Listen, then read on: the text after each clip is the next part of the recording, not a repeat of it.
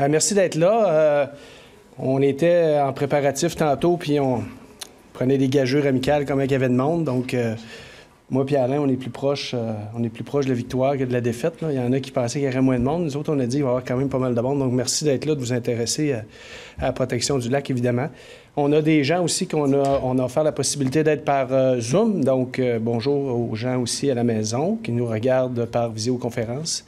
On va vous demander de fermer vos micros pour tout le monde. Et quand on aura la période de questions, on va y aller pour les gens par Zoom. Ils vont être affichés ici à l'écran. On va leur demander de vous lever la main. Là, il y a un petit icône dans le bas de votre écran. Là, vous pouvez lever votre main pour prendre la parole. Donc, on commence tout de suite. On se donne à peu près...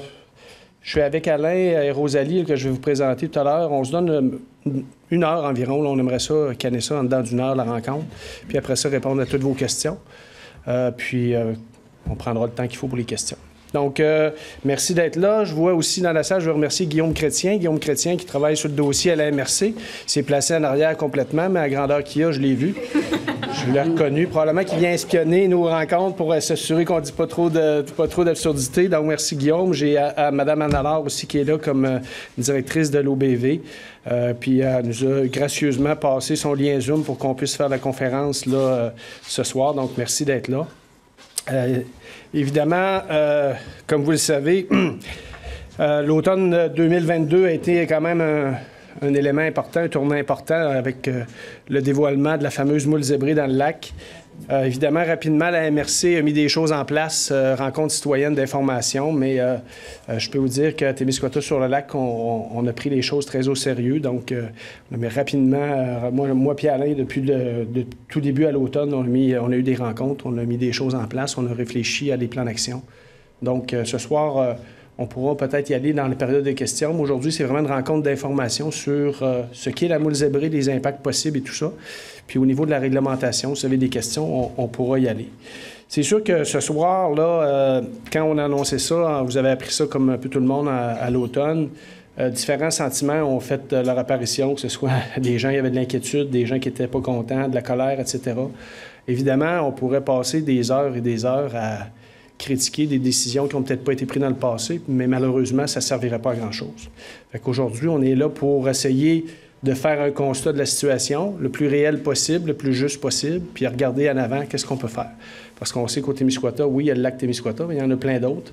Je vois le propriétaire de la pourvoirie Saint-Eusèbe qui est là. J'imagine qu'il y a de l'intérêt à voir ce qu'il y a à mettre en place pour ne pas avoir de moule zébrée dans son domaine, j'imagine. Hein? Donc, évidemment, on est là pour regarder ensemble de façon constructive qu'est-ce qu'on peut mettre en place. Je peux vous dire d'entrée de jeu qu'au niveau du Conseil des maires, il y aura une conférence de presse qui sera faite vendredi par la MRC, mais je peux vous dire que le dossier est dans une approche unanime. Donc, l'ensemble des maires sont unanimes sur l'importance de protéger, oui, le lac Témiscouata, mais l'ensemble des lacs. Et les actions sont vraiment concertées. Puis, on n'est pas dans le consensus présentement, on est vraiment dans l'unanimité. Donc, on essaie d'avoir une approche, justement, concertée, réfléchie. Donc, que ce soit au niveau de la réglementation, on va avoir une réglementation qu'on veut la plus uniforme possible, de la tarification pour différentes stations de lavage, que ce soit les amendes aussi, qu'on soit le plus uniforme possible pour avoir une gestion, là, justement, éviter qu'il y ait des laissés-aller de part et d'autre dans certaines municipalités. Donc, présentement, là, on a une très, très grande unanimité là-dessus. Donc, comme je le mentionnais, bien, Témiscouata-sur-le-Lac, quand même, avec, en exception, on enlève le parc national, quand même le propriétaire le plus long, on est le plus long riverain sur le long du lac, évidemment. Desjardins en a une partie, Saint-Cyprien en a une partie, évidemment, le parc en a une bonne grande partie, mais c'est sûr qu'on est principalement mis en cause. On a quand même 3 descentes de bateaux formelles, donc quand on parle de la marina Pomerleau, la marina Cabano, Notre-Dame, puis on a une descente de bateaux très utilisée par les pêcheurs au cours des prochaines semaines. Je vois qu'on a quelques pêcheurs dans le coin de la Seigneurie. Donc, évidemment, ça nécessitait que Témiscouata-sur-le-Lac se prenne en main rapidement, mettre des choses en place. Donc, évidemment, ça, c'est très important et ça justifie, je pense, qu'on ait aussi une partie d'autonomie. On travaille avec la MRC en collaboration, mais on gère aussi notre plan d'action à Témiscouata-sur-le-Lac avec un plan de communication. Il faut prendre les choses en main chez nous. Puis, on va collaborer, évidemment, avec la MRC. Je le disais cette semaine en conférence de presse, ceux qui s'inquiètent pour la prise d'eau, on a envoyé des plongeurs, donc la prise d'eau est correcte présentement. C'est à peu près une profondeur de 15 mètres, donc c'est pas très profond. On sait que la moule zébrée tourne dans ces eaux-là environ. Fait qu'on est à la limite. On va assurer le suivi avec les gens de cascade aussi, parce qu'eux autres aussi ont une prise d'eau qui nécessite une surveillance pour leur système de refroidissement. Donc, on va... Donc, je t'avais de vous laisser la parole. Là, en achat, tu me fais signe, hein, parce que moi, des fois, je peux m'emporter, puis je prends plus connaissance du temps. Vous dire un élément important, vous allez l'entendre ce soir, la moule zébrée, il n'y a pas grand-chose à faire quand elle est rentrée. Donc, de penser de l'éradiquer complètement, c'est... En tout cas, je vais laisser les experts là en parler, mais c'est pratiquement chose impossible. Mais évidemment, il y a d'autres... Nos actions vont probablement nous aider à empêcher qu'il y ait d'autres moules, comme la moule quagga qui envahissent notre lac, et d'autres espèces envahissantes. On sait qu'on a de la Myriophylla, mais il y en a plein d'autres. Donc, nos actions vont vraiment travailler pour justement limiter la propagation de ces autres espèces-là. L'approche va être une approche d'information. Donc, on a 3 séances d'information. Il y en a une ce soir, une autre la semaine prochaine, dimanche, qu'on va ouvrir les jeux. Si les gens veulent venir en famille, ils vont pouvoir profiter des jeux, les enfants, pour que les parents puissent venir aux séances d'information. Donc, vraiment, puis la mobilisation. Donc, ce soir aussi, on a pris des noms des gens qui sont intéressés à s'impliquer avec Alain, qui va être... puis la municipalité aussi va être partenaire d'un comité d'ambassadeurs. Donc, on veut travailler vraiment avec les gens du coin qui vont nous aider. Je parlais avant-hier en conférence de presse, il faut qu'on développe une norme sociale que le lavage de bateaux devienne la norme, donc, et non plus l'exception. On sait qu'il y a quelques années, je disais le recyclage, quand ça a commencé, là, on avait des bacs à peu près 2 pieds par 2 pieds, on mettait 2 cannes de mine, puis une boîte de céréales, puis on disait qu'on faisait du recyclage. Mais aujourd'hui, la norme sociale fait en sorte que nos bacs à recyclage sont beaucoup plus remplis que nos bacs à ordures. Bien, le lavage de bateaux, le lavage d'embarcation, il faut développer cette norme sociale-là au cours des prochaines années, puis il va falloir le faire le plus rapidement possible. Donc, les gens qui m'accompagnent ce soir, Rosalie Morin-Nadeau. Rosalie est biologiste, donc connaît bien le dossier, va vous en faire part. Donc, principalement, sa présentation va tourner autour des éléments en lien, justement, avec qu'est-ce que la moule, qu'est-ce que les espèces envahissantes. Alain Tardy, que les gens, vous connaissez probablement très bien, on l'appelle dans nos communiqués de presse un citoyen engagé. Engagé depuis plusieurs dizaines d'années dans la protection du lac, fait des livres de photos, etc. Donc, en 1994, si je ne me trompe pas, avait sonné le signal d'alarme pour le lavage de bateaux. À cette époque-là, probablement que la société, la population n'était pas prête à faire ce qu'il fallait. Maintenant, on n'a pas vraiment le choix. Donc, ce soir aussi, on aura un petit peu de présence. Je pense que c'est un 1 000 chez GA Saint-Pierre. Ah, 150. Il me semblait qu'on n'avait pas autant de budget que ça. Excusez-moi, je ne voulais pas vous confondre en erreur. Ouais. Donc, vraiment, ce qu'on veut avec et le comité d'ambassadeurs, les séances d'information, la mobilisation, c'est vraiment de développer, puis je pense que vous l'êtes, mais développer la fierté de notre lac. C'est une richesse incroyable. Moi, je suis toujours surpris de voir quand il y a des classements des lacs au Canada. On est toujours dans les 5 à 10 premiers. Là. Si je dis des bêtises, vous me le direz, mais on est un des plus beaux lacs au Canada, sans contredit. Donc, développer la fierté de notre lac, d'être fier de mettre les éléments en place pour le protéger. Puis le rôle de la ville là-dedans, bien, écoutez, on va mettre des choses en place, mais on va avoir besoin de tout le monde, les riverains, les gens les plus réfractaires. Il va falloir qu'on réussisse à les convaincre un à un de protéger notre lac. Parce que on parle beaucoup de la station de lavage de bateaux, mais la moule zébrée, vous allez le voir, c'est aussi les bottes de pêcheurs, c'est aussi les ceintures de sauvetage, c'est aussi tout ce qui va à l'eau. Donc, il y a une durée de vie des larves là, sur ces différents éléments-là. On fera la présentation tantôt. Anacha doit être de lever son drapeau. Vous dire, parce que c'est sûrement quelque chose qui vous intéresse aussi, dire que ça va coûter cher. Effectivement, ça va coûter assez cher. Mettre des guérites, mettre des stations de lavage. Présentement, on travaille avec le ministère des stations de lavage. On a un financement, on a une subvention là-dessus. Depuis quelques années, Témiscouata-sur-le-Lac, on mettait des argents dans des fonds dédiés. Donc, on avait un fonds dédié, un fonds vert, donc pour des raisons d'environnement. Puis évidemment, la protection du lac va directement dans ce fonds dédié-là. Donc, on a quand même un 100 000 de prévu là. Puis la MRC annoncera des choses vendredi, là, mais il y a une très, très belle participation de la MRC là, dans le projet, là, qui vont subventionner le projet là, à la hauteur là, de près de 70 pour les guérites, les guérites, puis j'appelle ça les eurodateurs, mais pour avoir les tickets. Donc, il va nous rester un 20 à 30 là, à payer. Puis avec le 100 000 on devrait être en mesure de mettre quelque chose en place de solide, puis qu'il n'y ait pas trop d'impact sur vos comptes de taxes. Ça vous va? Donc, je céderai la parole à ce moment-ci. Oui, je pense que c'est assez. Vous me poserez des questions tantôt si vous voulez me réentendre. Donc, ce serait Rosalie qui débuterait votre rencontre ce soir. Donc, je vous souhaite une belle soirée. Puis tantôt, si vous avez des questions, ça me fera plaisir d'y répondre. Vas-y, Rosalie. Merci.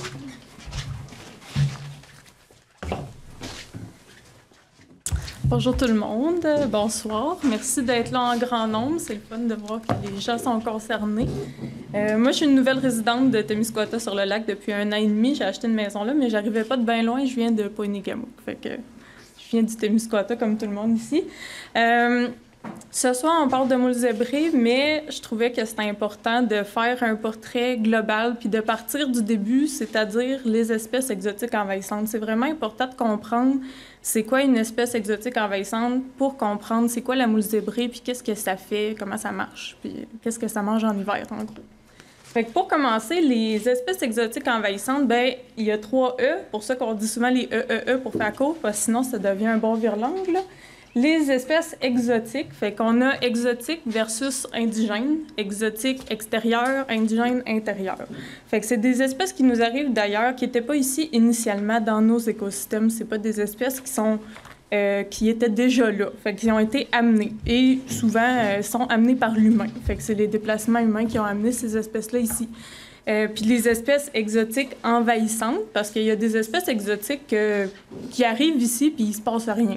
Par exemple, la pelouse, qu'on aime tant, c'est une espèce exotique, mais on se fait mourir pour la faire pousser, fait qu'on peut pas dire vraiment qu'elle est envahissante tant que ça.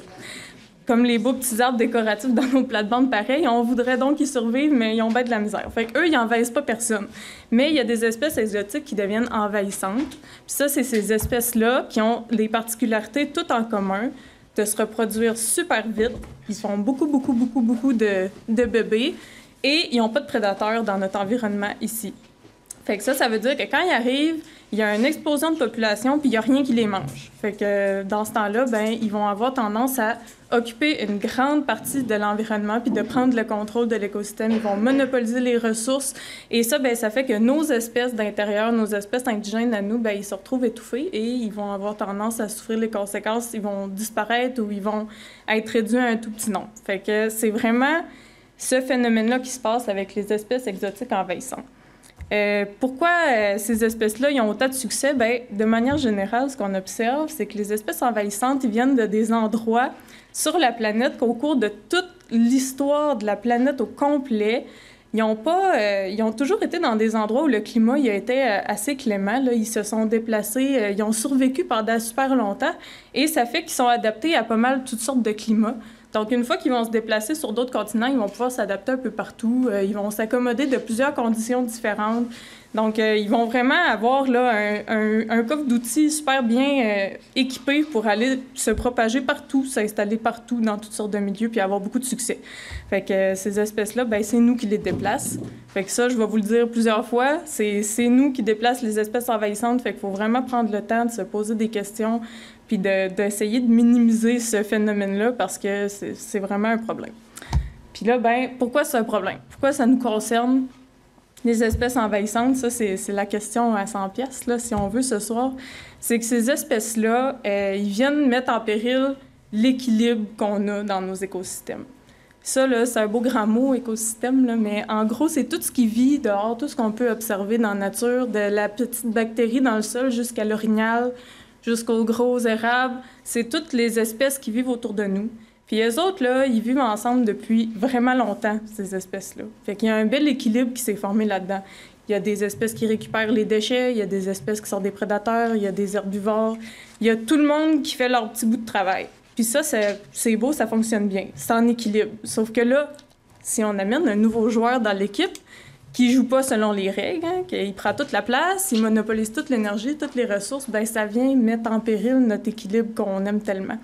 Puis les espèces envahissantes, c'est pour ça que ça nous concerne tous, c'est parce que ça vient toujours un peu changer la balance, ça vient modifier comment ça fonctionne. Puis ça, là, ces effets-là, c'est presque impossible à prévoir avec certitude.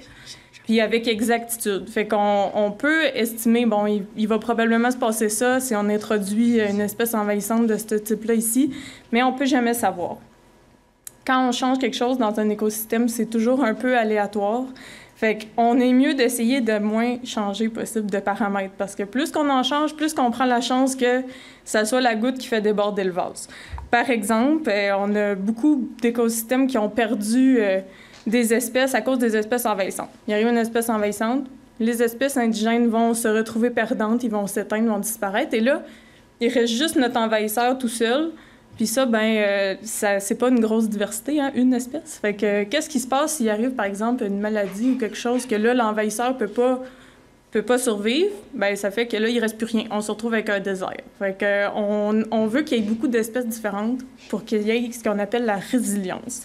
C'est vraiment important. Fait que c'est ça. Fait que c'est notre équilibre qu'on aime tellement qu'on veut pas déranger avec les espèces envahissantes.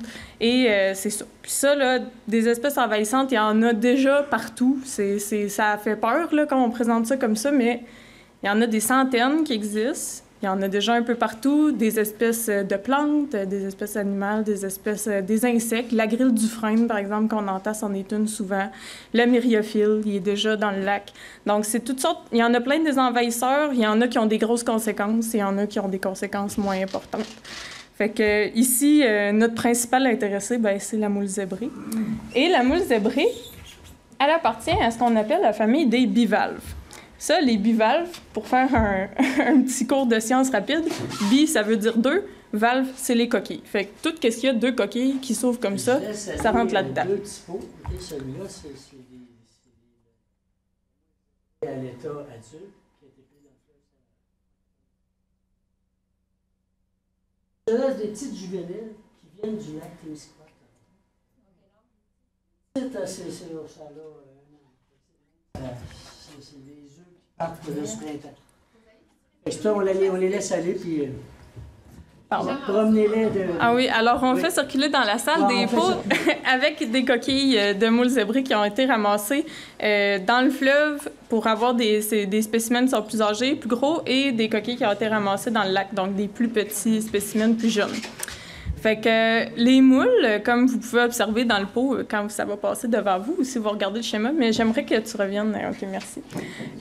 Donc, les bivalves, de manière générale, pourquoi je prends la peine de vous en parler, c'est que ça, là, il en existe comme 21 espèces au Québec de bivalves indigènes qu'on aime, là, qui sont ici déjà. Donc là, on fait pas la chasse aux sorcières avec tout ce qu'il y a deux coquilles dans le lac, là. C'est pas toutes des moules zébrées. On en a beaucoup des moules indigènes ici qui sont super importantes, qu'on aime ça, le travail qu'ils font dans le lac. Puis les moules, les bivalves, c'est des animaux que c'est pas très complexe hein, comme animal. Comme vous pouvez constater, il n'y a pas d'yeux, pas de bouche, pas de nez. C'est plutôt simple comme système. En gros, c'est un filtreur. Donc, les moules, ils s'installent quelque part.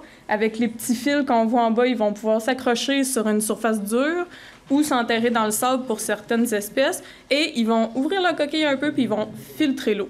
C'est tout ce qui se passe avec cet animal-là. Fait que ça a l'air un peu insignifiant, mais c'est très important. Ils vont récupérer toutes sortes de choses qui flottent dans l'eau. Ça va améliorer la qualité de l'eau pour les poissons qui sont prédateurs dans une manière raisonnable. Donc, ils vont recycler les déchets dans l'environnement. Ils vont filtrer tout ce qui se passe dans l'eau du lac. Et ça, ça fait qu'ils vont aussi accumuler beaucoup de choses. S'il y a de la pollution, ça va s'accumuler dans les moules. Donc, raison pour laquelle on vous dit souvent de ne pas les manger, là, même si c'est tentant. Si on les ramasse puis on les mange, c'est pas propre à la consommation parce que vous n'auriez pas le goût de licher votre filtreur de piscine, je pense. Là, fait que c'est un peu le même concept. Là. Les moules, c'est pas nécessairement propre à la consommation quand on les trouve dans le lac. Ceux qu'on mange, ils sont en élevage ou est-ce que c'est contrôlé pour pas qu'ils se ramassent plein de polluants dedans. Alors, les moules, quand ils vont grandir, on voit les cernes sur la coquille, ça va grandir comme un arbre, là, ça va faire un cerne à chaque année. Donc, ils vont grandir tranquillement. Et nos moules qu'on a ici, ils tendent à être assez grosses, donc c'est quand même facile de faire la différence. Si on va à la prochaine diapositive, on voit ici, en gros, la moule zébrée. On peut voir de où elle porte son nom, là, avec les zigzags sur la coquille. Mais là, ça, c'est à faire attention, parce que cette moule-là, son nom latin, il contient le mot polymorpha, qui veut dire poly, beaucoup, morpha, forme. Fait que beaucoup de formes. C'est une moule qui peut être apparue comme ça. Elle peut avoir aucune rayure, elle peut avoir juste des lignes, elle peut avoir plusieurs colorations différentes. Fait que, de manière générale, on peut aussi se fier dans le lac Témiscouata la taille. Donc, la moule zébrée, elle va tendre à être plus petite. On parle de 2 à 5 cm, comme vous voyez dans les pots. C'est pas des gros spécimens. Généralement, ils ont des rayures, mais ça se peut qu'il n'y en ait pas. Fait que ça, rendu là, c'est un peu plus délicat, mais de manière générale, ils vont se présenter comme ça. Ces moules-là, comme toutes les autres moules, ils vont vouloir s'installer fermement quelque part pour faire leur vie. Donc, si on passe à Nacha, s'il te plaît, à la prochaine diapositive. Donc, les moules zébrés qu'on a ici, ils sont arrivés pas au Témiscouata en premier, ils sont arrivés en Amérique du Nord par les paquebots de marchandises. Donc, ça remonte à l'ère industrielle. Ça s'est fait depuis longtemps, le déplacement des espèces, mais c'est vraiment dans les dernières centaines d'années que ça a commencé. Cette espèce-là, elle a été introduite en Amérique du Nord en 1886 en Ontario. Donc, la grosse voie navigable qui est le fleuve Saint-Laurent qui arrive vers les Grands Lacs, c'est là que les paquebots passent.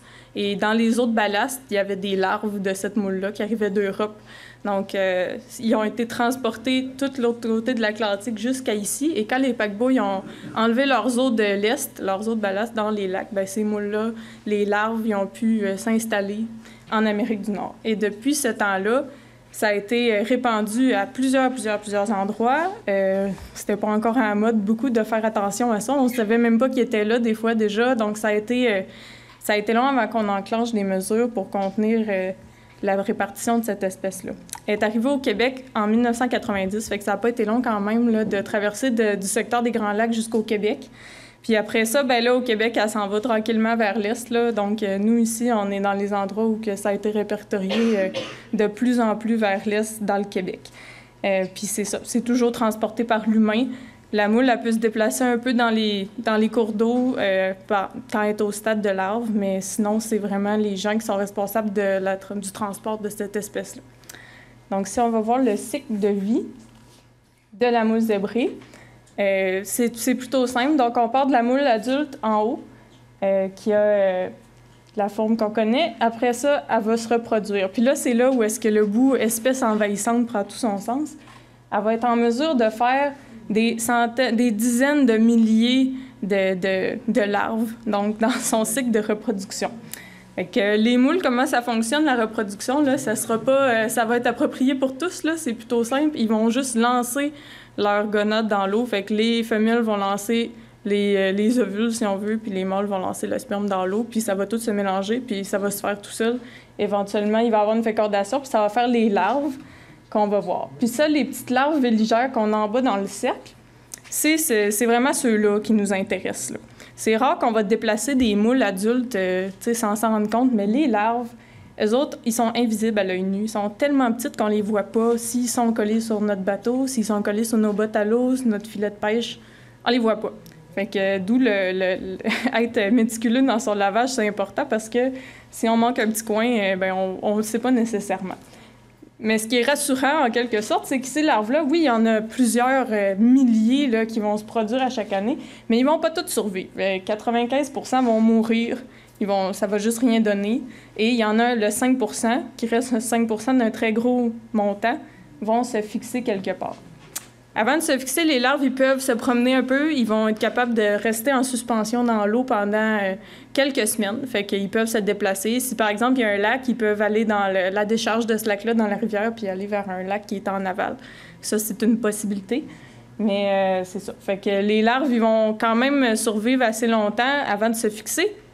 Et ils peuvent survivre collés sur nos embarcations pendant un petit moment aussi, même à l'air libre. Donc, on parle de plusieurs jours là, qui peuvent survivre collés sur une embarcation, puis on peut les amener d'un endroit à l'autre de cette manière-là. Pardon, je change pas tout de suite. Non, c'est ça. Je gesticule, mais... Donc, c'est ça. Fait que ça, c'est vraiment le cycle de vie. Comme on voit pour les moules adultes, on va avoir à peu près une filtration de 1 litre d'eau par jour. Une moule.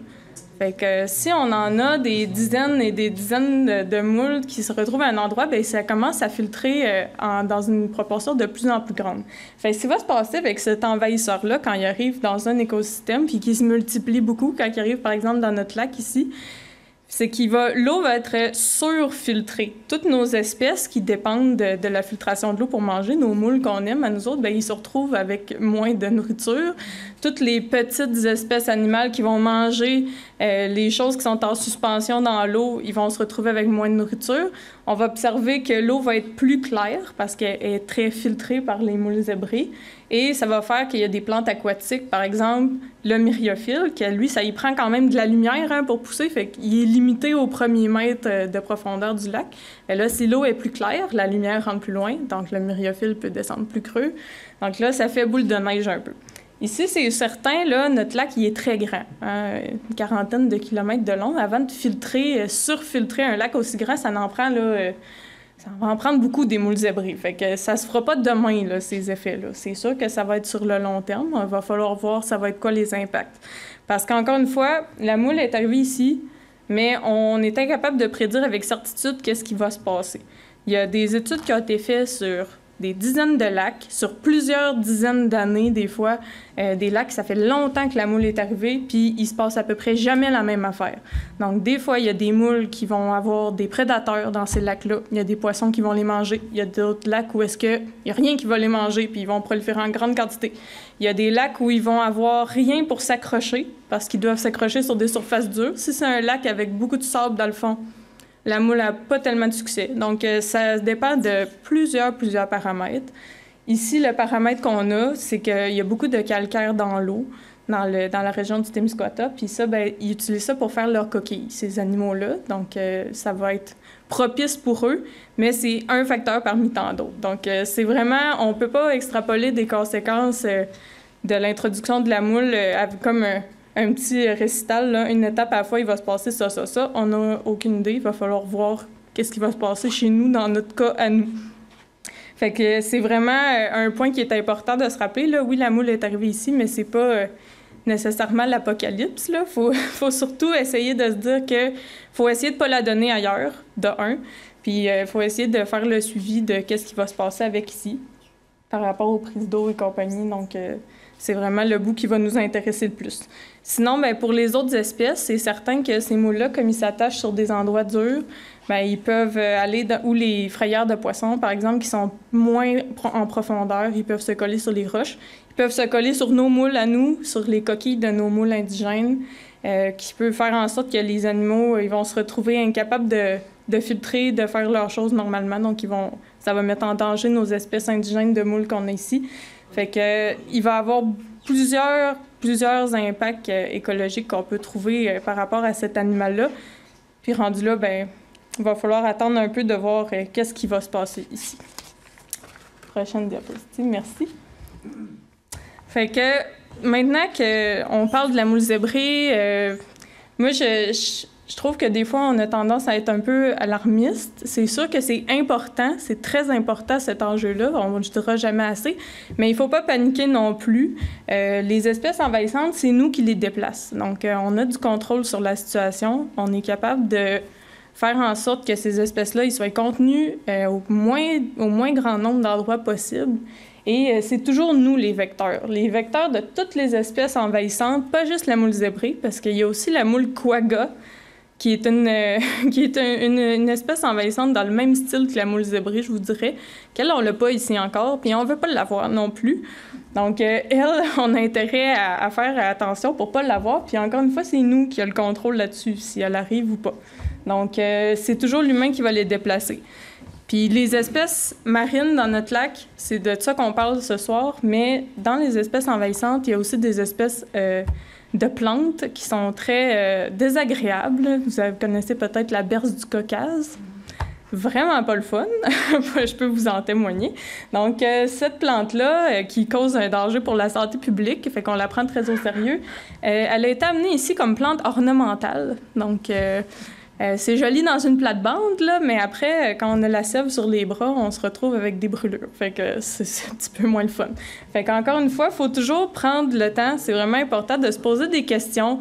Quand on introduit des nouvelles choses, quand on fait nos arrangements floraux, même là, de se dire « Hey, c'est-tu correct cette plante-là si je mets ça dans ma plate-bande? » Ou si on se rend compte qu'on a planté une plante, puis là, ça grossit toujours, puis ça se promène, puis là, oh, on est en train de perdre le contrôle. OK. On peut se poser des questions avec ça. La renouée du Japon, c'est la même affaire. Fait que moi, c'est le point que je veux que vous ressortez ici, c'est qu'on a du contrôle sur la propagation des espèces exotiques, puis ça nous appartient vraiment. Toutes les espèces ont été amenées par l'humain depuis l'ère industrielle. Il n'y a pas d'espèce envahissante qui s'est promenée tout seul depuis le début de ce phénomène-là. Fait que, de manière générale, au Témiscouata, c'est vraiment la moule zébrée qui nous intéresse, la prévention pour ne pas l'emmener ailleurs, le myriophile, même chose, et les autres espèces aquatiques qu'on ne veut pas avoir en plus à gérer ici. Sinon, ce que j'avais à vous parler, d'après moi, j'ai fait le tour pour ça ici. Sinon, je voulais aussi vous dire que, de manière générale, pour notre lac, on peut toujours faire des bonnes actions pour s'occuper de l'environnement au Témiscouata, qu'on soit riverain ou non. C'est vraiment important de penser à ça, là, parce que notre lac, c'est notre prise d'eau potable. Donc, c'est le fun d'avoir de l'eau qui est bonne à boire. C'est le fun d'avoir un lac qui est en santé. C'est le fun que ça soit beau. Qu'il y ait des poissons dedans, que ça ait beaucoup de vie. On aime ça, la pêche, on aime ça, la plaisance, mais il faut que notre lac soit en santé pour qu'on puisse jouir de tous ces bénéfices-là. Puis, de manière générale, pour protéger le lac, la protection des rives, ça concerne les riverains, ça concerne les utilisateurs. Donc, pour les riverains, c'est certain que entretenir une belle bande riveraine avec des plantes qui vont être capables de bien tenir le sol, c'est super important. Puis, ces plantes-là, ils vont aussi aider à filtrer l'eau qui arrive du ruissellement qui va s'en aller dans le lac après.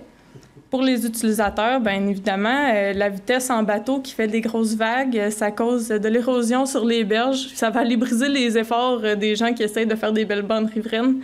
Donc, tout le monde a son rôle à jouer là-dedans, utilisateurs comme riverains, pour protéger le contour de notre lac. Après ça, les eaux usées de manière générale, faire sûr que tout est aux normes dans ce domaine-là. Quand ce qui a trait à la gestion des eaux usées de toutes les résidences sur le bord, mais même ceux-là autour, dans toute la périphérie du lac, c'est important. Puis, de déversement de manière générale. Donc, si on fait quelque chose qui implique des produits, un changement d'huile, par exemple, on essaye de contenir toutes les choses qui peuvent se déverser, ruisseler vers le lac au minimum. Puis sinon, pesticides, herbicides, c'est sûr qu'on aime ça... garder toutes nos affaires propres, on veut le traiter pour toutes sortes de choses, les pelouses par exemple, ou les arbres fruitiers, ou peu importe. Mais c'est important d'essayer de cibler des moments pour faire nos traitements qui sont pas, mettons, juste avant de la pluie, parce que ça va emmener tout ça dans le lac par ruissellement. Ou, encore mieux, d'essayer de trouver des méthodes alternatives qui impliquent pas ces produits-là. Rendu là, c'est sûr qu'il y a plus de travail de recherche qui est impliqué, mais c'est un effort qu'on peut essayer de faire pour essayer de réduire le nombre de produits qu'on envoie dans notre lac, là. Puis c'est bon pas juste pour le lac Témiscouata, pour tous les lacs, puis c'est ça. Fait que c'est toutes des petites astuces. Dans le fond, en gros, l'important, c'est de se poser des questions, prendre le temps de réfléchir à nos actions, qu'est-ce qu'on fait. C'est pas plus compliqué que ça. Puis c'est sûr qu'on peut pas être parfait. Il y a personne qui va avoir un dossier exemplaire sans aucune faute. Exister sur le bord d'un lac, ça implique qu'on fait toutes sortes d'activités qui ne seront pas toujours parfaites. Mais on peut faire l'effort de quand même prendre le temps de s'arrêter puis d'essayer de minimiser notre impact quand c'est possible. Fait que j'espère que j'ai pas perdu l'attention de personne pendant que je vous parlais de ça. Je sais pas si les petits pots sont revenus à l'avant pour Alain. C'est bon. Super. Faudrait pas les perdre. On a 2 autres rencontres à faire, là. C'est bon. Alors, moi, ça fait le tour pour ce que j'ai à vous dire là-dessus. Si vous avez des questions spécifiques là-dessus, je vais pouvoir les prendre à la fin. Puis après, je passe la parole à mon co-porte-parole, Alain.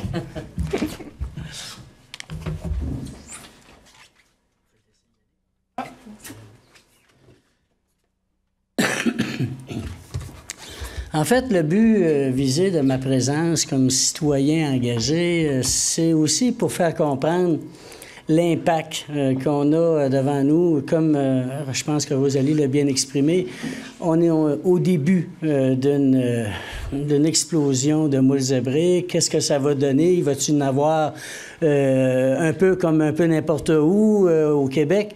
Il y a des endroits, c'est pire. Il y en a que c'est mieux contrôlé. Mais c'est sûr que ce que j'ai vu, quand on a sorti les quais à la marina de Cabano, là, que tu passes ta main en dessous, là, que ça te tombe dans les mains comme ça, là, c'est impensable de l'enlever du lac. OK? C'est fini, là. C'est être dedans, puis être dedans pour y rester. Ça s'enlève pas comme ça. Ça fait que donc, il faut avoir apprendre à vivre avec.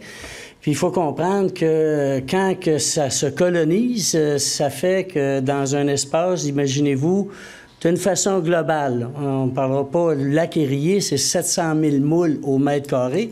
Prenons ici, au Québec, on arrive à 40 000 moules dans un mètre carré. Dans un 3 pieds par 3 pieds, là, c'est embarqué les unes sur les autres. OK? Ça fait que donc, ça colonise d'une façon très considérable, puis c'est dans la partie d'un plan d'eau qui est vraiment à l'avant, qui est donc près des berges, ce qui fait que, imaginez-vous, ça dure peut-être 4 ans à peu près, c'est ce qu'on pense au Québec, autour de 4 ans, la vie d'une moule zébrée, 4 à 5 ans.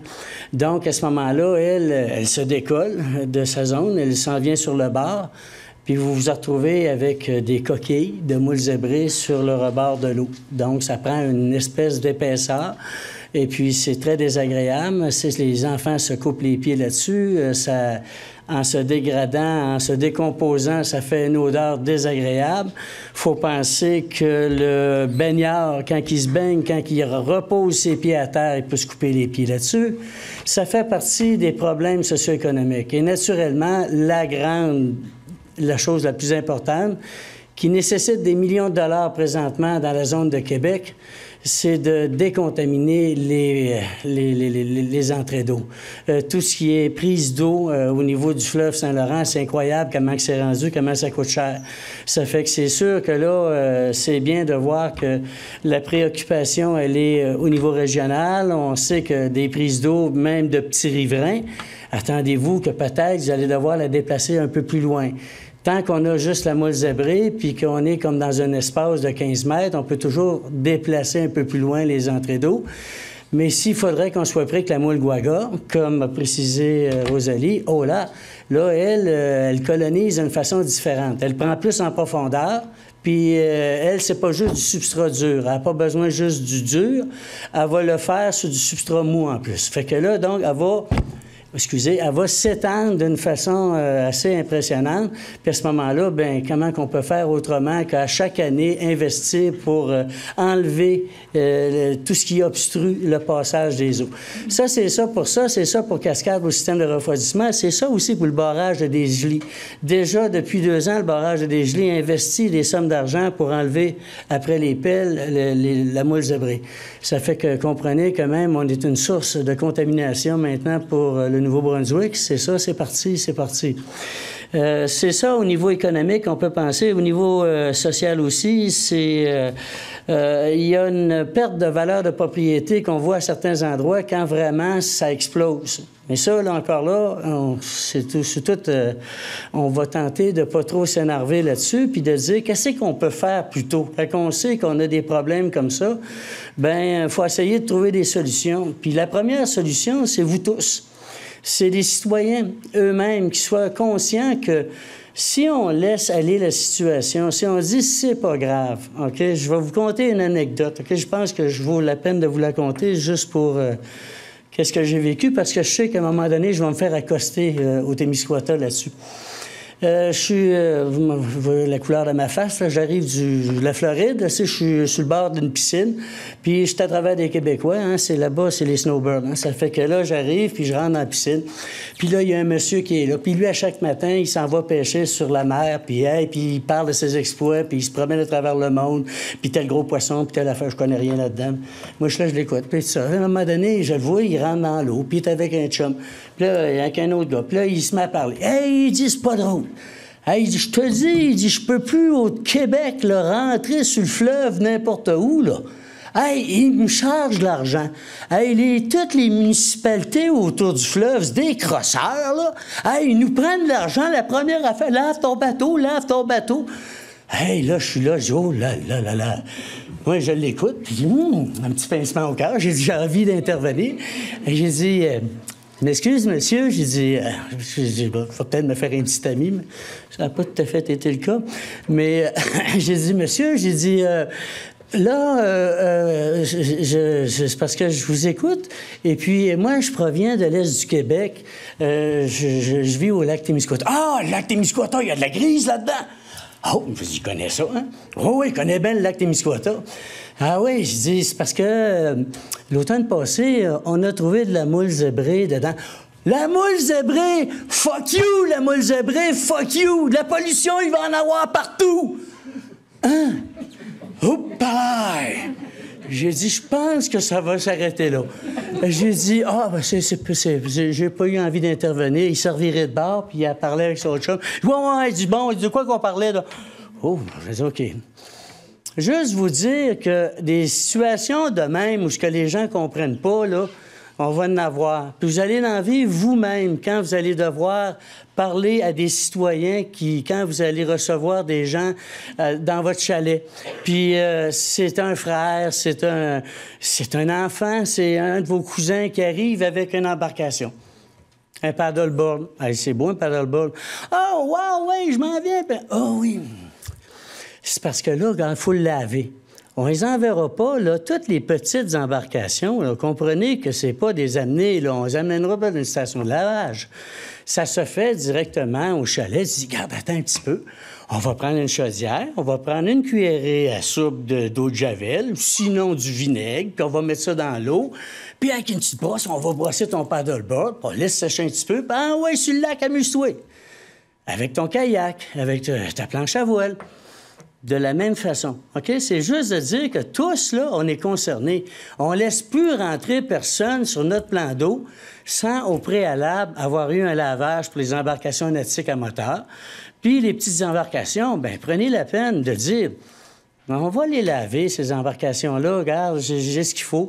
La même chose quand on parlait des vestes de sécurité, des bottes, tout ça.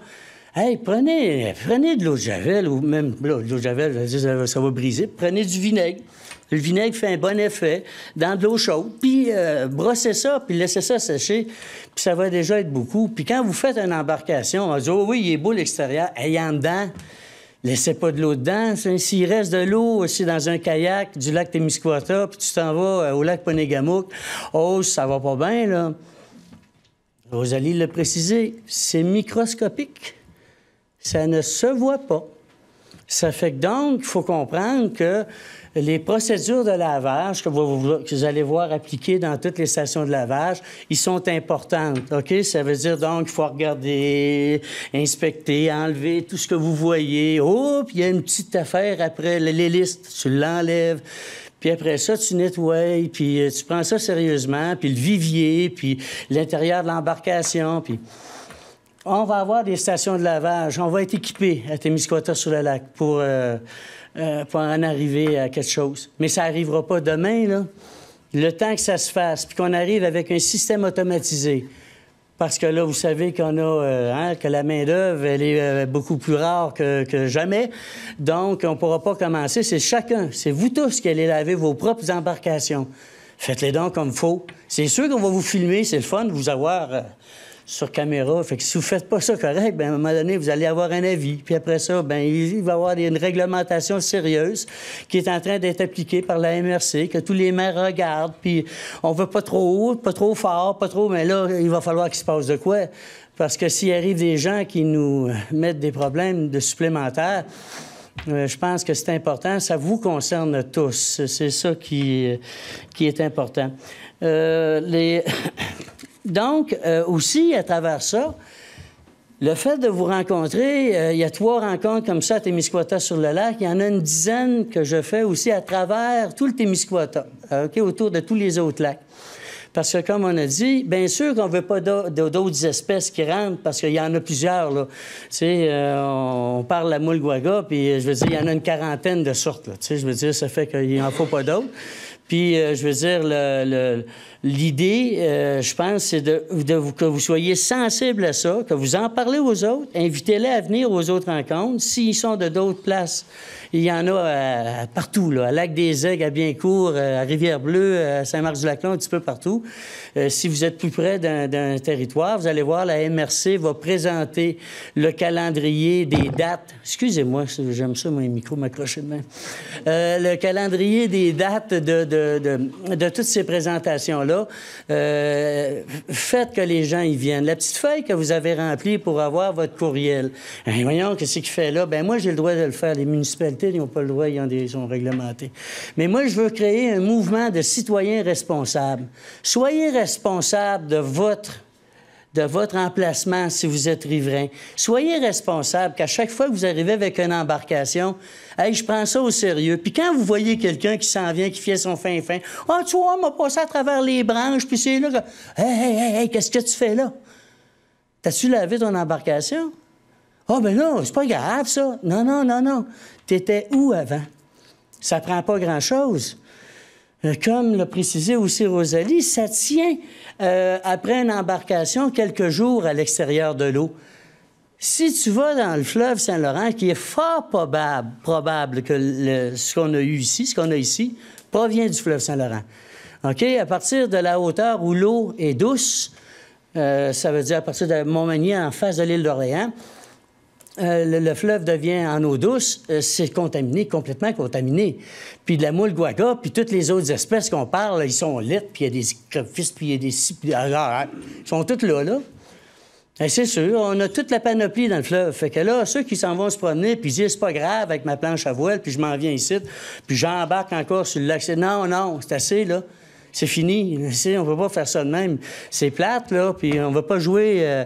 mais je pense que les meilleures polices, c'est nous tous. Tu sais, là, on le sait, là, on est prêt avec, puis on ne veut pas que les autres lacs du Témiscouata soient contaminés.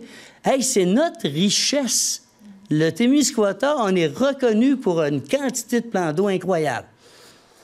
Puis l'autre élément, je pense que je vois des pêcheurs, je vois Marcel qui est là, Patrice, puis tout ça, je dis, hey, on est là, on est en train de travailler sur nos frayères. On met des sommes d'argent pour faire que les frayères soient agrandies pour qu'on ait plus de tout dit. Hein, la belle truite grise, comme le gars, là, qui aurait bien aimé dans le poignet, c'est moi qui étais la truite grise, mais en tout cas, je veux dire, c'est juste de dire que, dans le fond, tout ce travail-là, s'il faut que la moule zébrée colonise la partie de la frayère qui vient d'être implantée, qui est du roc, qu'on a carrément mis pour que les œufs puissent s'installer là-dessus puis faire le travail qu'il faut. Mais s'il faut qu'il y ait de la moule à la place ou de la moule par-dessus, ça ne marche plus, là. On va à l'envers du bon sens. C'est donc ça un peu la question du mouvement de citoyens responsables que je souhaite au Témiscouata. Puis de dire qu'il y a des interventions Internet. OK? Donc, il y a Info Moule, puis là, en anglais, Info the Raw Muscle, qui va vous orienter sur le site de la MRC où il y a de l'information. Il y a une carte interactive des stations de lavage. Vous allez voir les stations de lavage qui existent présentement. Tous les débarcadères de la région sont là. Vous allez aussi voir ce qui est projeté comme station de lavage. Puis à chaque fois que ça va se développer, parce que j'ai pris tous vos courriels, je vais vous tenir au courant. Je vais arriver à tout le monde. Si j'ai 1000 personnes, je vous précise aussi que le site www.lactémiscouata.ca, qui est un site qui va traiter des enjeux environnementaux de tous les plans d'eau Témiscouata, va être en fonction à partir de la semaine prochaine. Vous irez le voir, allez-y pour augmenter sa popularité. Puis là-dedans, vous allez voir plein d'informations supplémentaires à tout ce qui a été dit ce soir. Ça fait que voilà, je ne sais pas si j'ai été trop long, Denis. Parfait, c'est plein de surprises. Hey, il est assez content. C'est parce que j'ai comme un petit contrôle là-dessus. Tu vas parler combien de temps? Ah, je dis, je suis content, Rosalie commence, ça fait que je vais me maintenir tranquille. Ça fait que voilà, on est là pour accueillir vos questions.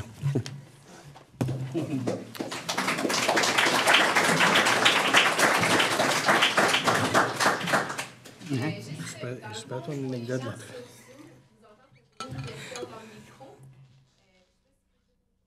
Oui, si vous avez des questions pour que les gens nous entendent à la conférence Zoom, donc vous présentez au micro parce que les gens qui sont en conférence ne vous entendront pas si vous n'allez pas au micro.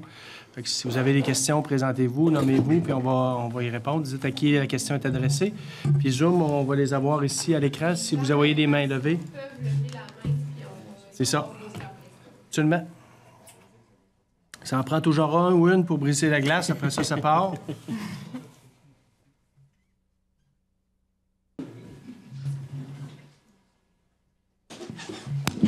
Bonjour. Réal Dubé, Témiscouata sur le lac. Je voudrais juste savoir si il y a une réglementation qui s'en vient au niveau de la MRC avec des actions coercitives. Oui. Oui, il y a présentement, comme je le disais tantôt, là, les maires, on travaille ce dossier-là de façon unanime. On va avoir une réglementation uniforme, donc il n'y ait pas une réglementation à Squatec qui est différente de Témiscouata-sur-le-Lac. C'est sûr qu'il y aura au niveau de l'application là, certains enjeux parce qu'on n'a pas tout le même personnel de la municipalité, mais on veut vraiment avoir une réglementation. D'ailleurs, on a été consultés, les conseillers municipaux ont été consultés là-dessus pour amener... on a eu des choix à faire. Tantôt, Alain en parlait un petit peu, plus, moins. Toujours des enjeux là-dessus. Là, donc, on a mesuré les tenants aboutissants de tout ça. Mais oui, il va y avoir une réglementation qui va être annoncée sous peu. Puis à Témiscouata-sur-le-Lac, je vous dirais qu'on va probablement être l'une des premières municipalités à l'approuver là, parce que nous autres, là, on espère le plus rapidement possible, peut-être au mois de juin, avoir nos guérites puis avoir nos stations de lavage fonctionnelles avec tout l'affichage qui va aller en conséquence puis faire la publication de ce règlement-là. Peut-être pour enchaîner, si je peux. Oui. Est-ce que ce sera qu'il faut comprendre que c'est une réglementation qui sera typique à chacune des municipalités ou il y aura une réglementation plus globale pour l'ensemble de la MRC? L'ensemble des municipalités. La gestion de ce dossier-là appartient à chacune des municipalités, sauf qu'on l'a travaillé vraiment ensemble au niveau des maires. Donc, le règlement, là, ça va être le même règlement partout. Okay. De ce qu'on s'est entendu. Est-ce qu'il y aura des municipalités qui transigeront cette unanimité-là? Moi, je n'ai pas cette information-là. J'avais une rencontre encore hier soir. Okay. On est encore solide au niveau de l'unanimité des maires. La réglementation devrait être la même partout. Dernière question pour tout de suite. Pensez-vous avoir des agents de surveillance pour contrôler l'application du règlement? Envisagez-vous la Sûreté du Québec? Ça, c'est des approches qu'on a faites, la Sûreté du Québec. Présentement, l'enjeu, Alain en a fait part un petit peu, pourquoi on se dirige vers des guérites automatiques? Ouais. C'est justement au niveau de la gestion, avoir du personnel. Hein? Parce que on ne peut pas avoir du personnel 24 heures sur 24, puis les pêcheurs, ça va pêcher de bonne heure, ce monde-là. Là, ça rentre sur le lac qui fait encore noir. Fait que de prétendre avoir des gens qui vont surveiller les entrées au lac, c'est très complexe. La guérite automatique, ce qu'elle va faire, elle, c'est que lorsque la personne va avoir été aux stations de lavage, il y aura un délai de 24 heures. Là, ça reste à déterminer, ça sera-tu 24, ça sera-tu 48, on verra. Là. Donc, on va avoir accès au lac avec un code barre qui va être soit sur un papier ou soit sur son téléphone cellulaire. Et en se présentant à une des guérites, va avoir accès au lac, la guérite va s'ouvrir. Après ça, bien, c'est sûr que, écoutez, là, on va y aller vraiment sur la conscientisation parce que des entrées au lac, on peut pas barrer l'ensemble du lac. Là. Des gens qui vont vouloir contourner, ils vont y en avoir. Fait que, un peu, j'aime l'approche qu'Alain vous a présentée, de dire, écoutez, là, quand on va voir quelqu'un, dire, hey, qu'est-ce que tu fais là, toi? Il est en train de couper un arbre pour descendre son bateau. Ça va être vraiment comme ça qu'on va y arriver. Au niveau des... ce que vous mentionnez, au niveau là, de l'octroi des amendes, si on veut, notre système de lavage va être meublé d'une caméra. Donc, c'est sûr que la personne qui va arriver, qui va payer le montant pour la station de lavage, puis va dire, tiens, j'ai payé, donne-moi le ticket, puis il ne lavera pas son bateau. Nous autres, on va avoir des images, on va avoir la plaque, puis on va intervenir. Donc, qui va intervenir? La ville. Par quel... Encore une fois... On a un système de caméra qui va... Il va y avoir un système de caméra par surveillance. Il va y avoir des amendes prévues pour ça. Oui, absolument. Okay. Donc, dans le règlement, là, il y aura probablement un premier avertissement, puis une amende plus salée là, qui va monter en graduation. Bravo. Je vous encourage fortement à continuer. Moi, je trouve que c'est bien parti. Parfait. Merci. Je suis venue ici pour que les gens dans le Zoom entendent les questions. Donc, est-ce qu'il existe un regroupement des lacs au Québec pour partager notre savoir et échanger sur les espérances et solutions possibles? J'imagine que Rosalie ou Alain, vous avez peut-être... S'il existe des sites ou des regroupements de lacs au Québec? Il n'y a pas vraiment de regroupement pour l'ensemble des lacs, mais disons qu'il y a des interventions qui sont faites par territoire, comme dans l'Estrie. Naturellement, tout ce qui est le lac Magog, le lac Memphremagog et le lac Massawippi, ils se tiennent au courant de ce qui se passe. OK? Ça fait que donc... mais de dire que... Puis ils ont des mouvements, ils ont des regroupements. Eux autres ont une espèce de regroupement, là, des plans d'eau. Mais il n'y a rien au niveau provincial, vraiment, qui regroupe tous les plans d'eau. On est accompagné par le ministère de la... Je veux ajouter à la question de M. Dubé, là, on n'est pas en conférence de presse, puis notre diffusion ne sera pas retransmise en direct.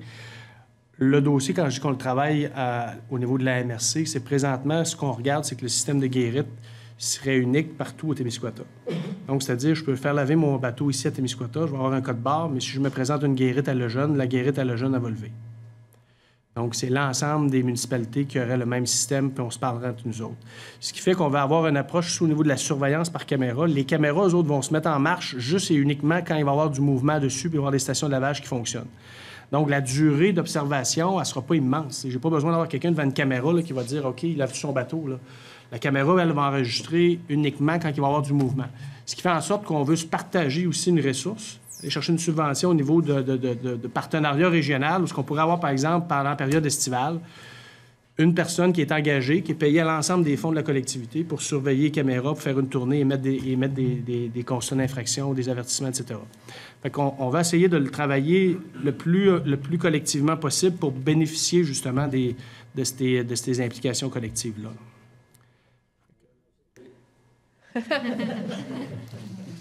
On avait une autre question de M. Leblond. Les zones du lac où il y a le plus de moules, puis il avait posé une autre question aussi, le nettoyage, est-ce que c'est pour limiter la propagation ou pour limiter la contamination s'il est trop tard pour cet aspect? Bon, la première chose, je pense que les zones qui sont les plus contaminées au lac Témiscouata, qui ont été observées, sont naturellement le secteur du barrage de Desjely, la plage de Desjely, j'en ai observé personnellement après les quais. Les marinas à Notre-Dame-du-Lac, j'ai pas eu vent qu'il y avait des choses, mais celle du quartier Cabano, c'est énorme. Là. C'est vraiment une contamination très forte. Mais là-dessus, aussi drôle ça puisse paraître, s'il y en a qui connaissent un peu le lac, c'est que vous avez la Grande Baie, l'autre bord du lac, qui est face à l'île Notre-Dame. Il y a eu une observation aussi étrange, ça peut se paraître, de moules zébrées là, qui étaient prises. Il y a une espèce de voilier qui était là en quayage, puis quand ils ont trouvé de la moule là, ça fait que là, bon. Mais j'ai un ami qui est dans le coin de la Seigneurie qui en a trouvé. Il y a Marcel qui m'a parlé qu'il en a trouvé dans son secteur près de la rivière Cardwell, la rivière Caserne. Écoutez, il y en a, je pense, un petit peu partout. C'est difficile de dire une place plus qu'une autre. Et quel était l'autre bout de la question, c'était? Veux-tu compléter là-dessus, Rosalie? Non, c'est qu'ils en ont vraiment trouvé un peu partout, là, à grandeur du lac. Là. Ça a été identifié dans pas mal tous les secteurs. L'été passé, j'avais de l'équipement dans le lac parce que je travaille pour le parc l'été. J'avais de l'équipement dans le lac qui était là pendant juste la saison estivale. Puis à la fin de l'été, il y avait des petites moules de collées sur mon ancrage à la tête du lac proche de l'écosite, comme dans la Grande Baie. C'est généralisé. C'est comme on le dit, je sais pas si on appelle ça les larves, mais eux autres, ils se promènent dans le courant, puis ils s'en vont partout après ça. Là, c'est pas, la myriophylle à épi, elle va agrandir dans un secteur, puis après ça, c'est plus facilement, on la voit plus circonscrit, là, mais la moule, elle se promène partout. Pour le deuxième bout, oui, monsieur.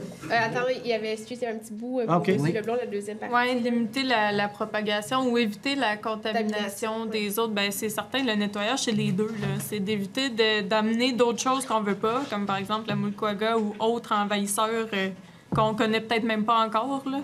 Et puis, dans un deuxième temps, de ne pas propager ce qu'on a ici ailleurs. Fait que c'est vraiment... les deux actions, on les remplit en même temps quand on lave. Fait que c'est vraiment super important de laver puis de s'assurer de... Ça, faut être clair là-dessus. Là. La moule zébrée, là, c'est une chose. C'est les autres qu'on veut pas. Tu sais, tantôt, quand Rosalie a fait sa présentation, elle a dit, la moule zébrée, quand c'est arrivé ici, on le savait même pas qu'elle était ici. Mais elle a été transmise clairement par des transports, par des humains. Fait que quand on va laver nos bateaux, s'il y a quelque chose d'autre qui arrive à un moment donné, on ne veut pas l'avoir, cet autre quelque chose-là. Puis si vous me demandez c'est quoi l'autre quelque chose, on peut bien vous dire 1000 fois la Milquagga, mais ça peut être bien d'autres choses dans 10 ans puis dans 20 ans. Fait que la propagation, oui, bien, c'est pas pour empêcher la propagation de la moule zébrée, on l'a chez nous. Puis les riverains là, qui vont avoir le bateau puis qui vont juste sur le lac Témiscouata, là, cassez-vous pas la tête, là, ça sera pas très contraignant pour vous autres. Votre bateau, il reste juste sur le lac. Il va y avoir une vignette dans laquelle vous allez vous engager à ce que votre bateau reste juste sur votre lac, puis vous allez le coller sur votre bateau. Ça va s'arrêter là. Il ne faut pas partir en peur non plus. Là. Les gens, ils disent « Ah, oui, j'ai mon bateau. » Là. Quand il passe l'hiver, là, en dehors de l'eau, votre bateau, il n'y a plus rien qui vit à la fin de l'hiver. Ouais. Quand vous l'embarquez sur le lac, s'il reste là, ben, il est contaminé. Ben, il reste là. C'est d'ailleurs une très bonne observation que Denis fait là, parce que des fois, on ne veut pas se faire peur pour... Oui, mais je vais faire quoi avec mes kayaks, puis tout ça? Mettez-les à l'eau. Il n'y a pas de problème. Vous êtes juste sur le lac Témiscouata. Continuez à utiliser vos kayaks sur le lac Témiscouata. Où ça devient un problème, c'est si vous les sortez de là. Fait que je vais vous mettre même un autre exemple. Disons que vous avez des jouets nautiques d'enfants que vous laissez régulièrement dans le plan d'eau. Parce que c'est sûr que si c'est sorti puis ça a eu le temps de sécher, il n'y a plus rien après. Mais vous prenez des jouets d'enfants aussi simples que ça, puis vous amenez ça au lac Poinégamouk parce que vous êtes à la plage de Poinégamouk. Vous pouvez la rentrer là. Hey, ça prend pas grand-chose, là. C'est niaiseux de même, mais c'est qu'il faudrait que ces jouets-là, que vous avez un emplacement, vous laissez ça, ça flotte dans l'eau, puis là, il peut se créer de la moule de façon invisible dessus, mais par contre, quand vous êtes dans votre plan d'eau, profitez du lac Témiscouata, continuez à faire vos occupations avec vos embarcations, puis inquiétez-vous pas là-dessus. Puis vous la propagerez pas davantage. Ben non, vous faites rien de mal, faites vos affaires, puis c'est correct. C'est juste si vous dites, hey, je prends mon bateau, puis je vais aller voir mon chum au lac Long. Au palais, là, pensez-y. Ou je m'en vais faire une partie de pêche au lac du Repos. D'ailleurs, j'ajouterais là-dessus que ça a été démontré dans plusieurs études différentes à travers plusieurs régions dans le monde que le vecteur le plus important puis qui est le plus dangereux, c'est les bateaux qui sont dans l'eau, à quai, longtemps, puis qu'eux, on les prend après puis on va ailleurs. Ça, c'est les pires vecteurs de propagation. Parce que ceux-là qui sont dans l'eau longtemps, ils ont plein de temps puis de chances pour qu'il y ait des larves qui s'accrochent après. Plus qu'on le laisse longtemps, plus qu'il y a des chances qu'il y ait de quoi d'accrocher après. Fait qu'après, ceux-là, qu'ils pêchent dans le Témis tout l'été, puis là, je vais aller faire un tournoi de pêche à Poinégamouk parce que c'est le fun, bien là, c'est vraiment important de le laver, c'est les pires, eux autres. Fait que vraiment faire attention à ça. Et c'est sûr qu'on a un tournoi de pêche qui s'en vient, 2 tournois de pêche qui s'en viennent. J'ai discuté avec Olivier de l'association, j'ai discuté avec Anne.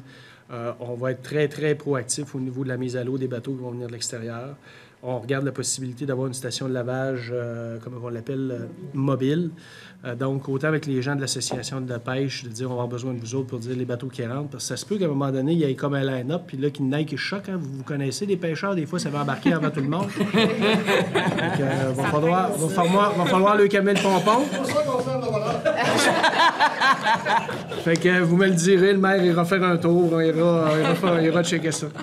Mais c'est ça l'enjeu, c'est vraiment... c'est important de le dire, là, les gens qui ont leur bateau puis qui sont des plaisanciers, des riverains, ça ne changera pas grand-chose à votre vie dans le sens que vos bateaux, s'ils restent là, ils restent là, puis c'est correct. Là. On ne s'empêchera pas, vous n'aurez pas besoin de les sortir à toutes les fois que vous faites une run pour dire « faut que je lave mon bateau, puis je rentre ». Non, vous êtes sur le lac. Vous le lavez, là. Vous le lavez, la moule zébrée. Il faut prendre en considération que vous le lavez, fait que ça peut pas faire pire. Oui? Gilles Thériault, Témiscouata sur le lac. Quand on parle d'environnement, que l'environnement est fragile, je pense que c'est un mot qu'il ne faut pas prendre à la légère quand on dit que c'est fragile. Puis le mot aussi envahissement, c'est un mot que vous cherchez dans votre dictionnaire, puis vous allez voir qu'ils vont vous en dire pas mal. Moi, j'aurais une petite anecdote à vous raconter. J'ai un ami, à un moment donné, qui a creusé son sous-sol, tout simplement. Ça faisait peut-être 70, 80 ans que c'était là, le sous-sol. Puis il m'a offert un petit voyage de terre. Je trouvais ça belle fun. J'avais de la place en masse. Tout d'un coup est apparue la renouée du Japon. Ça veut dire que les graines étaient vivantes depuis 70, 80 ans. On l'a reconnu rapidement, puis on l'a éradiqué. mais c'est pour vous dire que ça peut rester vivant pendant des dizaines et des dizaines d'années. Jamais que j'aurais cru que dans un sous-sol, que dans une cave fermée depuis peut-être 80 ans, que les graines ont réussi à survivre. C'est pour la moule zébrée, c'est pareil. Puis les autres espèces envahissantes, c'est pareil. C'est pour ça qu'il faut être d'une extrême prudence. Merci. Merci. C'est votre commentaire. On avait aussi Claudia qui demandait comment faire pour bien nettoyer refroidissement d'eau du bateau avec moteur on-board afin d'éviter la contamination. Ça, il va y avoir des enjeux là-dessus, là, sur le comment le nettoyer. La MRC regarde sur un affichage qu'on va installer qui va être aussi uniforme partout. Là, fait que Témiscouata n'aura pas la façon de laver son bateau, puis le jeune, c'est une autre façon. Là. Les panneaux vont être pareils, les explications vont être pareilles, ça se lave à l'eau chaude à une certaine température. L'explication va être donnée. C'est sûr que là, on rentre aussi dans une espèce... je pourrais dire, il ne faut pas développer une paranoïa. C'est complexe, les parties d'un bateau. Là. Il y a l'hélice, il y a le moteur, il y a le ballast, il y a la petite régine qui amène de l'eau dans le moteur pour... en tout cas, je ne suis pas un spécialiste, là, je ne suis pas un propriétaire de bateau, mais il va falloir faire le mieux possible, mais en se disant que... Je sais pas, Alain, si tu veux ajouter quelque chose, mais comme les ballasts, là, tu sais, les ballasts, les vider dans le lac avant de partir, on peut-tu laver des ballasts? Comment on fait ça? Là, c'est complexe. C'est qu'on avait, quand on a fait la première station de lavage en 1994 avec Cascade, donc l'ingénierie de Cascade a été mise à profit pour dire, bon, ben qu'est-ce qu'on fait? Puis on avait amené la problématique des moteurs, parce qu'il faudrait laver les moteurs, envoyer de l'eau dans le moteur. À ce moment-là, j'avais fourni, le Cascade avait fait un bassin de rétention particulier pour le moteur avec des oreillettes qui sont collées après, puis tu mets une hose après, puis tu pousses de l'eau dans le moteur. Oh, là, c'est oui, mais c'est long. Hein? C'est quelque chose, là. OK, ça fait que... Est-ce qu'il va y avoir d'autres moyens avec... parce qu'il y a une firme de consultants en environnement qui a été engagée par la MRC pour travailler ce dossier-là, puis l'examiner, qu'est-ce qu'on peut faire pour que ça soit quand même en soi efficace. Maintenant, vous comprenez que la question des oreillettes, j'ai regardé ça l'automne passé, j'ai dit, puis ils sont où les oreillettes? Ah, hein? C'est quoi ça? Ben j'ai dit, station de lavage, j'avais des oreillettes, j'avais tout un système que j'avais installé en cadre. Oh! Et ça doit être des archives en haut, sur des affaires, là. Il dit, bon, c'est correct. Ça fait que c'est sûr qu'il ne s'est pas lavé grand moteur depuis un certain temps. Mais qu'est-ce qu'on va faire avec ça? Vous comprenez que c'est une problématique qui est à l'étude. On tente de faire du mieux qu'on peut. On vient qu'on est bien embêté. Je ne peux pas dire autrement. C'est pas toujours facile. Oui, Anne? Anne Allard-Duchesne, Témiscouata sur le lac. D'abord, bravo pour votre présentation. Puis je trouve que c'est un très bel équilibre justement entre réactivité, mais sans tomber dans la paranoïa, puis en gardant à l'esprit qu'on ne sait pas vraiment qu'est-ce que ça va avoir comme impact. Donc, c'est parfait. Puis, parfait aussi pour les guérites et tout ça au niveau du Témiscouata. Ma question, c'était plus au niveau les bateaux qui vont sortir du Témiscouata. Parce qu'il y a plein d'autres lacs aussi, Saint-Laurent, Gaspésie, sont très propices au niveau du calcium. Et souvent, même en parlant avec le ministère Pêche et Océan ou le ministère de la Faune au Québec, c'est souvent, on a le réflexe de dire faut laver le bateau avant d'aller sur le lac. Mais là, on le sait que la moule est dans le lac Témiscouata. Est-ce que le système de lavage des embarcations peut prévoir quelque chose pour les laver en sortant du lac? Je sais que c'est plus compliqué, là, donc je voulais juste voir où est-ce que vous vous situez par rapport à ça. Nos systèmes qu'on a fait le choix à la MRC, c'est vraiment pour faire des accès au lac, donc limiter les gens qui viennent chez nous. Si vous avez, je ne sais pas s'ils nous ont fait mention, mais moi, j'ai pris attention de mentionner à nos MRC voisines, on ne les entend pas beaucoup parler, puis plus qu'on va leur dire, Rivière-du-Loup, les Basques, Rimouski, je pense qu'eux autres ont à réfléchir sur ce qu'on fait pour protéger leur lac. Parce que présentement, puis j'ai invité notre préfet, là, Serge aussi, avec le Nouveau-Brunswick, d'avoir des discussions avec eux autres parce qu'on partage un lac. Saint-Cyprien rentre sur notre lac aussi. Donc, mais le Témiscouata, on va gérer nos accès à nos lacs parce que là, ça devient complexe à la sortie du lac d'aller laver ton bateau. Donc, puis on ne voudrait pas non plus que les gens prennent un peu pour acquis que, bon, on a lavé le bateau, mais tout est correct. Là, fait que on gère les entrées au lac. Là. Notre système va gérer les entrées seulement pour l'instant. OK, parfait. Puis je pense que les MRC du Bas-Saint-Laurent, de la Gaspésie, puis les OBV aussi regardent pas mal ce qui se passe ici, donc ça va sûrement donner... Je leur suggère fortement puis, de se mettre en branle le plus vite possible. Ouais. Juste avant, il y avait une autre question de M. Leblanc qui demandait Massawipi, a demandé aux plongeurs de récolter les moules. Est-ce que c'est trop tard pour le lac Témiscouata? Oui, c'est définitivement trop tard. Parce qu'au lac Massawipi, quand le phénomène a été observé au lac Massawipi, c'était des très petites quantités de moules zébrés. Donc, ils ont intervenu avec des plongeurs. D'ailleurs, au lac Memphremagog, ils l'ont fait un petit bout de temps aussi. Et ils ont dit, cette année, c'est fini. Ils feront plus ça. Mais le lac Massawipi continue encore l'intervention. Mais on parle d'au-delà de 500 000 $ de plongeurs pour l'année 2022. C'est quelque chose, là. OK? C'est 39 à 40 plongeurs. Puis il faut plonger avant que la moule ait commencé à pondre. Ce qui veut dire, ça veut dire comme là, ça s'en vient. Aussitôt qu'il n'y a plus de glace, là, il ne faut pas que l'eau ait pris... parce que la moule, de façon naturelle, cette moule-là, c'était à 12 degrés Celsius qu'elle commençait à se reproduire, mais depuis qu'elle est rendue au Québec, elle se reproduit à 10 degrés Celsius.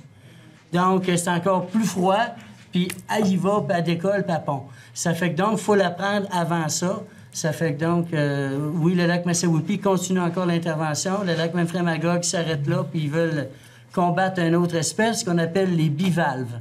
Pas bivalves, mais les espèces de coquilles, là... les vivipares, pas les bivalves, les vivipares. C'est des espèces comme de calimaçons. Et puis ça, le gars, ils sont rendus qu'ils sont poignés avec ça. C'est encore une autre espèce exotique. Puis elle a créé la dermatite du baigneur. Ah, ben c'est le fun. Moi, j'ajouterais là-dessus que vous avez pu constater vous-même, ça a l'air de quoi la moule zébrée dans le petit pot, là? Imaginez-vous que vous êtes un plongeur puis vous essayez de ramasser ça dans le fond d'un lac, là. Fait que, disons que c'est pas trop difficile d'oublier une, là. Puis si vous n'oubliez une, elle fait 40 000 à 1 million d'œufs par année. Sans vouloir dénigrer personne, c'est un peu une perte de temps de les ramasser, là. Oui. Monsieur, oui. Moi, ce que je veux savoir, c'est que moi, à peu près depuis une vingtaine d'années, un peu plus, j'ai un bateau sur le lac. Je le rentre le printemps. Je le lave avant de le rentrer et je le cire. Quand je le sors l'automne, on le lave. Fait que là, avant de le mettre à l'eau, je vais le cirer, moi, je vais le relaver. Puis on cire le dessous jusqu'à...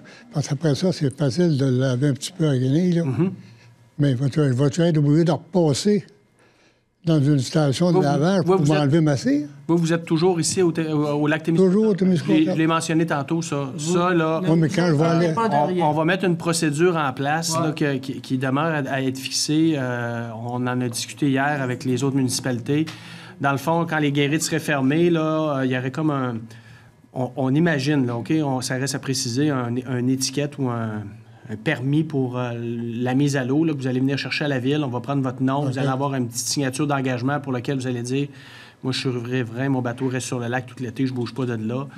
Puis vous allez avoir accès à votre lac, vous installez là, puis quand vous le sortez à l'automne, c'est terminé. Merci beaucoup. Puis en passant, monsieur, l'application de votre cire, comme vous dites, là, c'est génial. Parce qu'en 94-95, dans les recherches qu'on avait faites, il précisait qu'il y avait des cires appliquées contre les moules zébrées pour empêcher qu'ils collent, que les larves collent après les embarcations.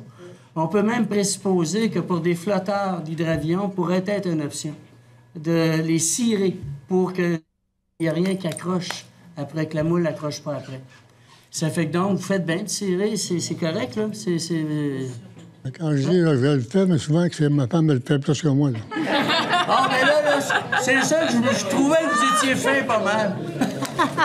Moi, je fais la partie complètement agréable, mais le côté, tout ça, ma femme participe gros, là. OK, c'est bon. Merci. Est-ce qu'il y avait d'autres questions? Ce serait un bon moment si des gens ont d'autres questions. Oui? Allez, juste... aller au micro. Je vais répéter sinon, mais... C'est juste pour préciser, quand les gens lavent chez eux, d'être quand même à une certaine distance du plan d'eau. Oui, effectivement, madame. Hey, je suis content que vous me le dites, parce que là, je vais le dire. Là. Faites ça en arrière du chalet, éloignez-vous. Là, c'est pas des écoulements.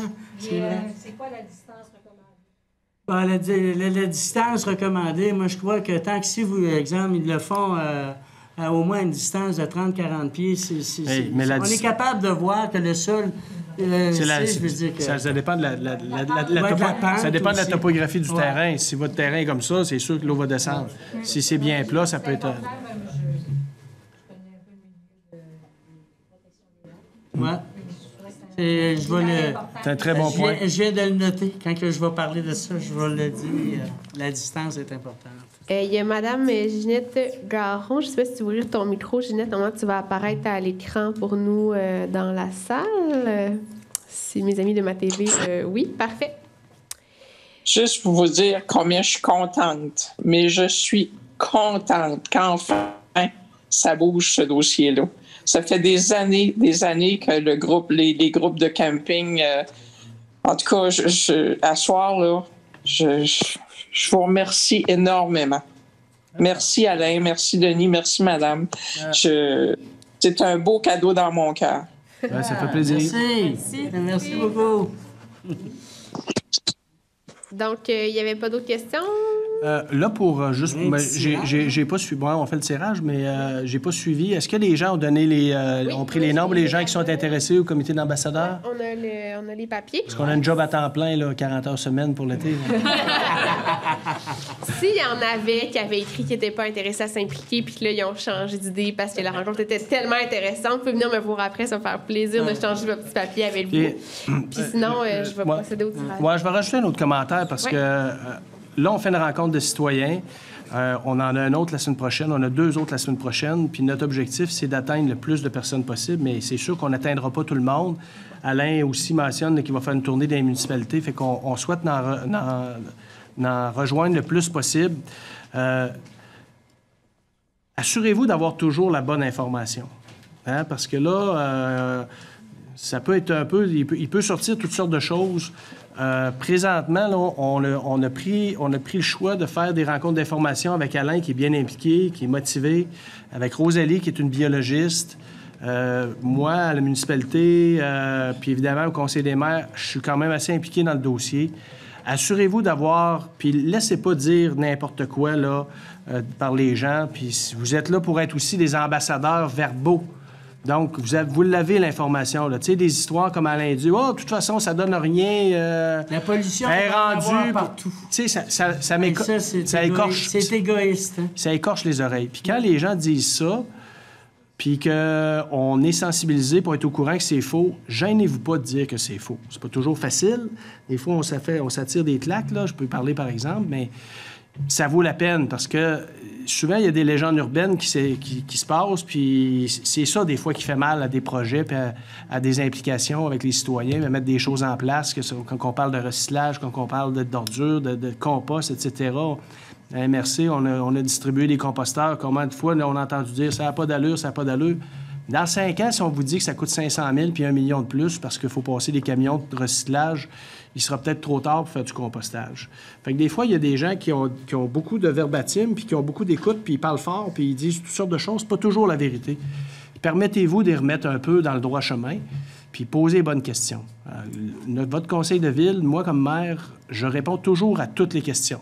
Ça ne fait pas toujours l'affaire à tout le monde, mais quand il y a une question qui est bien posée, vous allez avoir vos réponses. Ce dossier-là est très important. Ce dossier-là aurait pu être pris en charge il y a quelques années. Ça ne s'est pas fait. C'est pas là-dessus qu'on veut mettre l'accent. C'est sur les actions maintenant. Est-ce qu'on va arriver à améliorer la situation? On l'espère. Puis comme je le dis, si on peut, par nos actions, éviter qu'il y ait d'autres espèces qui envahissent notre lac, bien ça on sera gagnant, on n'aura pas fait ça pour rien. Fait que je vous remercie encore d'avoir été là. On a les gens de ma TV, on ne l'a pas mentionné. Oui, on est diffusé sur Zoom, mais on est aussi enregistré. Fait qu'une fois qu'on va terminer nos séances d'information la semaine prochaine, on va mettre, comme on le fait aux séances du Conseil, notre rencontre d'aujourd'hui sur notre page Facebook. Fait que vous pouvez aussi inviter les gens à aller la regarder. Là, elle va être sur la page Facebook. Là. Vous allez pouvoir la retrouver facilement. L'autre chose, dernière chose, si vous avez des recommandations, des suggestions, on les regarde aussi. Il n'y a pas personne ici à soir qui a prétendu détenir la vérité. On marche un peu, j'aime pas l'expression, mais pendant la pandémie, on dit ça, je trouve que on construit l'avion en route, là, mais c'est un peu ça, là. Ce qu'on fait présentement à la MRC, là, je peux vous dire qu'il n'y a pas d'autres MRC qui font ça, de réfléchir à un réseau régional qui va se parler avec les défis de télécommunication qu'on a. Donc, on a une firme qui réfléchit là-dessus pour nous présenter des solutions. Fait qu'on travaille le plus possible. Donc, si vous avez des suggestions, gênez-vous pas. Ça va? Monsieur Pelletier a une question. Ça a soulevé une question. Dans le domaine de la nature, comme au niveau de la santé, c'est toujours pareil. Quand on fait de la prévention, on ne peut jamais prouver à quel point c'est utile, sinon qu'au moment où il ne se passe rien ou qu'il se passe moins de choses. Mais c'est ça la mission, de toute façon, c'est plus on en fait avant et théoriquement, il y a beaucoup moins de choses à faire par après. Là. Merci, M. Pelletier. Sur ces bons mots d'une personne sage, on fait tirer notre billet voyage. C'est voyage en Floride? C'est ça, oui. C'est ça. T'avais-tu des livres, toi, à faire tirer? Oui, j'ai des livres à faire tirer. Oui, c'est ça. Il y a 4. Tu peux commencer, Denis. Bon. Et moi, si je fais tirer, si je fais gagner quelqu'un, ils vont dire c'est arrangé. D'un coup, c'est ma blonde qui gagne. Joël Laure. Qui est dans la salle? Oh. Ben oui, Joël. Parfait. Il gagne le prix. Non, il gagne un GA Saint-Pierre. Il gagne le GA Saint-Pierre. Oui, 150 GA Saint-Pierre. Il est encore bien plus chanceux que je pensais. Tu sais, Les gars, le voyez-vous, il est sur la table, là. Ça se fait dessus? Vous le voyez-vous? Oui, c'est ça. C'est merveilleux. C'est beau, Joël. Joël, je parlais de si vous avez des recommandations. Je parlais que si on avait des recommandations d'en faire part au conseil. Joël est venu à pas la dernière séance du conseil, l'autre séance du conseil, faire une proposition au niveau du lieu, au niveau de la station de lavage. On l'a rencontré. On lui a présenté les raisons pour lesquelles on maintenait notre décision. Mais on a étudié sa proposition. Fait que je suis très heureux que, par le hasard, puisse gagner un prix. Ouais, c'est ça que je pensais. Madame André Blais gagne un prix. C'est moi qui l'ai pigé. Pas moi qui l'ai pigé, là. Madame la mairesse, elle aime ça qu'on l'appelle comme ça. J'en tire un autre? Oui, allez en tirer un, puis c'est ça, c'est le dernier livre, là. Le dernier livre ici. Monsieur Rosa Plan. Ah, Rosa. Puis Monsieur Claude Beaubien. Claude Beaubien? Beaulieu? Claude Beaulieu? Monsieur Beaulieu ici qui... Ah oui, Monsieur Beaulieu, bon. Tiens. Ceux qui veulent une dédicace du livre, là, ouvrez-le. Là. Alain va venir vous signer ça. Ça va avoir l'air cher dans pas long. Bon, ben, juste vous dire en terminant, faire une petite annonce parce que avec Alain, 30 secondes, ça sera pas long. Avec Alain, quand on a commencé à travailler la moule zébrée, quand on se parle, là, on est deux personnes émotives un peu. Il nous est venu une idée un peu farfelue que j'ai proposée à Alain, qu'on annonçait en conférence de presse, mais ça a passé un peu inaperçu. Ceux qui ont visité le centre, ici, on a une très belle piste de course en haut à 3 corridors. Super beau. Puis notre centre est très, très beau, mais les murs sont tous blancs. Hein? Ça manque un peu de couleur, de punch. Donc, avec Alain qui fait le tour du lac depuis 40 ans, avec des prises de photos, voir l'évolution du lac. Donc, on a annoncé cette semaine qu'il y aura une exposition permanente sur la salle de piste de course en haut avec des photos, bien, pas des photos avec des cadres où on va voir un cadre, 2 cadres, 3 cadres. Ça va être vraiment des photos enlignées du tour du lac. Quand on va arriver au bord des fenêtres, bien évidemment, on a le lac. Puis on va repartir de l'autre côté, on va avoir une vision du lac. Ça va être une grande fresque sur le lac Témiscouata. C'était le seul endroit, 360 degrés. Fait qu'on part d'un point autour du lac, puis on fait le tour. Mais moi, je me suis dit, ça fait 40 ans qu'il le fait. Il fait ça à rame, il est rendu à un certain âge, c'est peut-être le dernier tour. On va profiter du dernier tour. Si en fait un autre, on changera les photos. Merci tout le monde. Merci beaucoup.